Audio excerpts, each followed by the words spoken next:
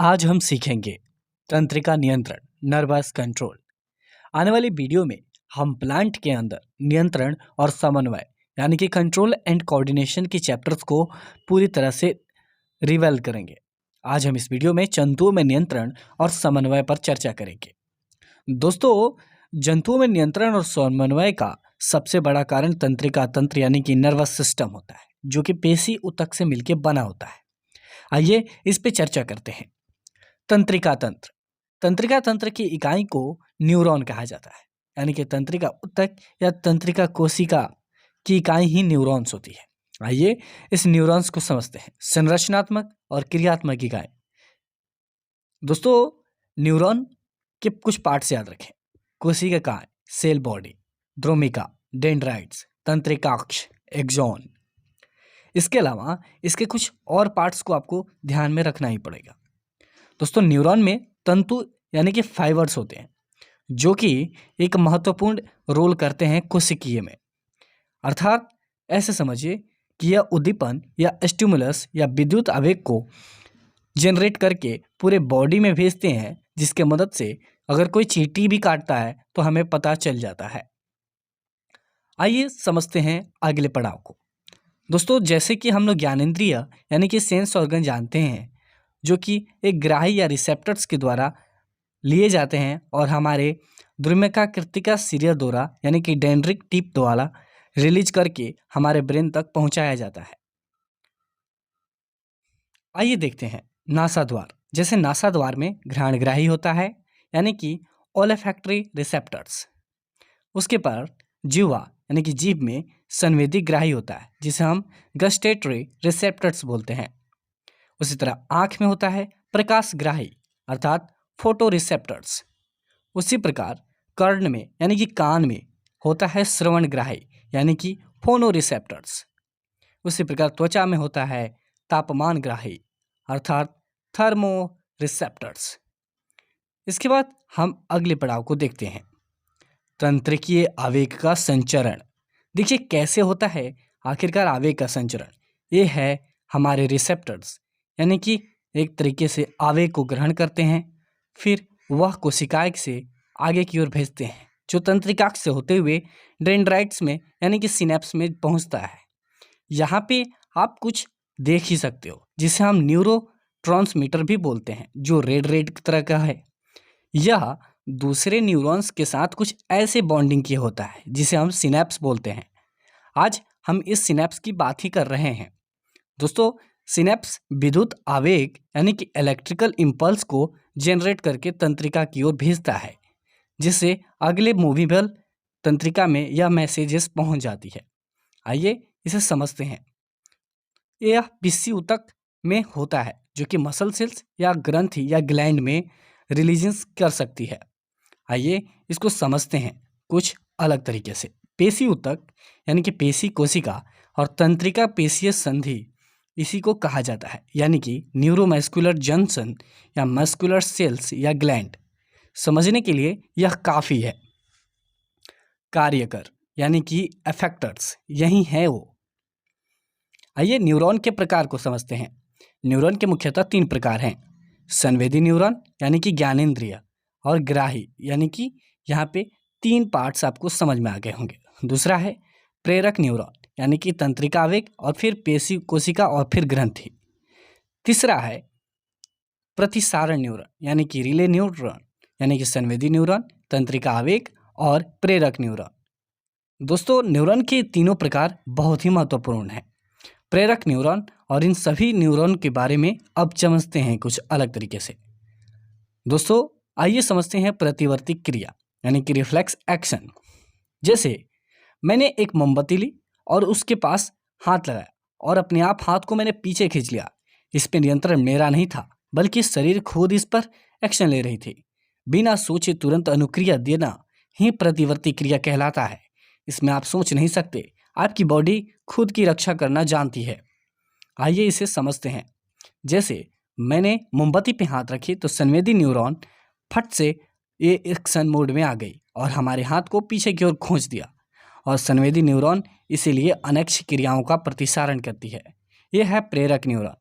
और यह प्रतिसारण और यह संवेदी न्यूरॉन, यानी कि न्यूरॉन के तीनों पार्ट्स को आप समझ पा रहे होंगे। दोस्तों ये जो आप देख रहे हो इसे हम प्रतिवर्ती चाप यानी कि रिफ्लेक्स आर्क कहते हैं। ये है मेरुरज्जु, जो कि स्पाइनल कोड हमारे पीठ के साइड्स होता है, जो मस्तिष्क से जुड़ा हुआ होता है, और यह बहुत ही जल्दी अनैच्छिक क्रियाओं को एक्शन में ले लेता है, जैसे करंट मारना। दोस्तों भुजा की पेशी कोशिकाएं, यानी कि आप समझ रहे होंगे, यह तुरंत एक्शन लेती है और अपने हाथ को खींच लेती है। पेशी कोशिकाएं एक तरीके से प्रेरक न्यूरॉन और संवेदी न्यूरॉन से कनेक्ट होता है। यह कैसे होता है? यह सब विद्युत इम्पल्स होता है। आप लोगों को यह जान के हैरानी होगी कि हमारा शरीर भी यह जनरेट कर सकता है। आइए अब इसकी कुछ अलग विवेचनाओं को ठीक से समझते हैं। दोस्तों जैसे ही जलता है या कुछ भी होता है, हमारी हाथ खुद मस्तिष्क के पास मैसेज भेज देता है। उसके बाद प्रेरक न्यूरॉन कार्य करता है। आइए समझते हैं मस्तिष्क के बारे में। मस्तिष्क अर्थात ब्रेन। दोस्तों चलना, बोलना, दौड़ना, यह सभी क्रियाएं आखिरकार हम कैसे कर पाते हैं? चलिए समझते हैं। ये सभी क्रियाएं हैं ऐच्छिक क्रियाएं, यानी कि वॉलेंट्री एक्शंस। दोस्तों मस्तिष्क यानी कि ब्रेन ऐच्छिक क्रियाओं को नियंत्रण में लेता है। आगत और निर्गत यानी कि इनपुट एंड आउटपुट सूचनाओं को मस्तिष्क के द्वारा किया जा सकता है। आइए समझते हैं कुछ अलग कंसेप्ट से। ब्रेन मुख्य समन्वय केंद्र यानी कि मेन कोऑर्डिनेटिंग सेंटर होता है। अब मस्तिष्क के पार्टों को समझते हैं। यह है अग्र मस्तिष्क यानी कि फोर ब्रेन, यह है मध्य मस्तिष्क यानी कि मिड ब्रेन, यह है पश्च मस्तिष्क यानी कि हैंड ब्रेन। दोस्तों अग्र मस्तिष्क यानी कि फोर ब्रेन मुख्य सोचने वाला भाग है। प्रमस्तिष्क यानी कि सेरेब्रम, हाइपोथैलेमस यानी कि थैलेमस, ये तीनों से मिलकर बना होता है। प्रमस्तिष्क में ज्ञानेंद्रिय जैसे आंख, कान, जिह्वा, नाक आदि की सूचना ग्रहण करना और उसे रिलीज करना आता है। यह साहचर्य क्षेत्र यानी कि एसोसिएशन एरिया है। आइए इसके बाद हम तीसरे पार्ट्स को समझते हैं। दोस्तों यह इम्पल्स को बहुत जल्दी यह ज्ञानेंद्रियों की तरह पहुंचा देता है। यही है प्रमस्तिष्क का मुख्य काम, यानी कि प्रेरक क्षेत्र उत्पन्न करके मोटर एरियाज को रिब्लॉकिंग करना और उसे तुरंत ज्ञानेंद्रियों के पास रिलीज कर देना। आइए अब समझते हैं हाइपोथैलेमस, जो कि शरीर का तापमान, भूख और वृद्धि को नियंत्रण करता है। इसके बाद अब बात करते हैं पीयूष ग्रंथि, जिसे हम मास्टर ग्लैंड या पिट्यूटरी ग्लैंड भी कहते हैं।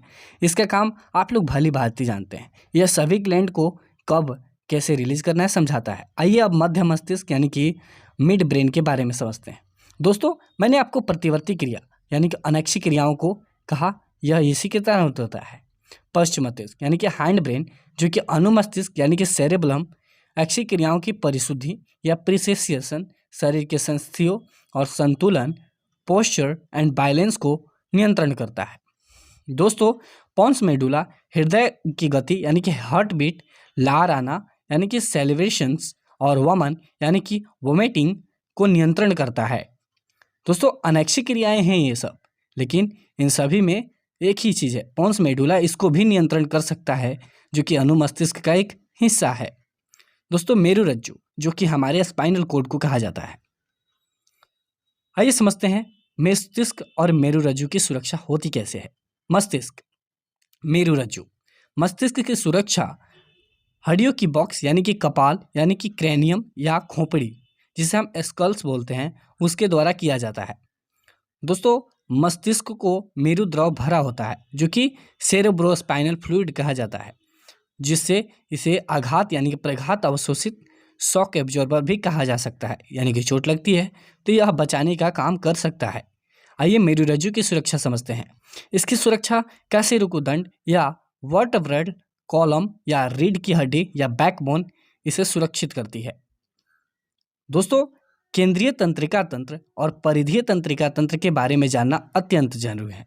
केंद्रीय तंत्रिका तंत्र को मस्तिष्क और मेरुरज्जु को मिलकर बनता है, और परिधीय तंत्रिका तंत्र मुख्यतः बाकी सभी न्यूरॉन्स के एक संवेदी चाल को कह सकते हैं। दोस्तों ब्रेन, मस्तिष्क और मेरुरज्जु यानी कि सेंट्रल नर्वस सिस्टम का एक हिस्सा है। अब आइए समझते हैं कुछ मुख्य बातें। जैसे दोस्तों हमने बात किया मस्तिष्क और मेरुरज्जु एक तरीके से सेंट्रल पॉइंट है, यानी कि कंप्यूटर के सीपीयू की तरह।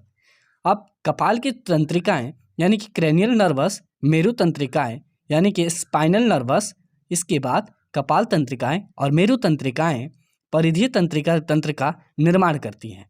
यानी कि दोनों तंत्रिका तंत्र अलग हैं, लेकिन इनमें सेंट्रल पॉइंट में मस्तिष्क और मेरुरज्जु ही आते हैं। दोस्तों, अब इसके पल्स को समझने के लिए पेशी में गति को आप समझ ही पाते हो।